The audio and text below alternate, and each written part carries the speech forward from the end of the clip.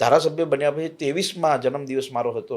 એ દિવસે મેં વિરમગામ વિધાનસભાના 28 દીકરીઓની ફી ભરી આપી હતી.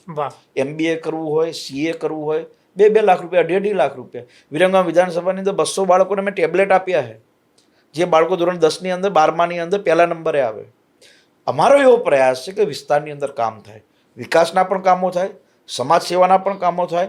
વિકાસની અંદર માત્ર રોડ રસ્તા નહીં, તમને ન ખબર હોય તો કહું, આખા ગુજરાતની અંદર સૌથી વધુ પ્રાથમિક શાળાઓ આપણે વિરમગામ વિધાનસભામાં મંજૂર થઈ છે. વિરમગામ માંડળ દેત્રોજની અંદર 62 પ્રાથમિક શાળાઓની બિલ્ડિંગો આપણે બનાવી, એના લોકાર્પણ કર્યા. હજુ આ શનિવારે સીતાપુર ગામની અંદર 1,20 લાખ રૂપિયાના ખર્ચે પ્રાથમિક સ્કૂલ આપણે તૈયાર કરી, એનું લોકાર્પણ કરવા જઈએ છીએ. વિરમગામમાં કોઈ પણ માણસને જઈને એવું પૂછો કે ધારાસભ્ય મળે, તો કોઈ એવું નહીં કે ના અમારો ધારાસભ્ય નથી મળતો. ધારાસભ્યની ઓફિસ 24 કલાક ખુલ્લી હોય. 24 કલાક મારો માણસ ત્યાં, જે કાર્યાલય મંત્રી છે, ઓફિસની અંદર જ સૂવે છે. ત્યાં કોઈ બહારથી માણસ આવ્યો તો એને જમવાની, નાસ્તાની વ્યવસ્થા ત્યાં કરી આપીએ છીએ. તો આનાથી વિશેષ ધારાસભ્ય શું કરી શકે? અમારો એવો પ્રયાસ છે કે સતત કામ કરીએ. બીજા ધારાસભ્યોને મળવું હોય તો અમદાવાદ આવવું પડતું, એના ધારાસભ્યના કાર્યાલય એવું લખવામાં હતું ગુરુવારે જ મળશે, બાકીના દિવસે નહીં મળે. અમારું કાર્યાલય 24 કલાક ખુલ્લું હોય છે.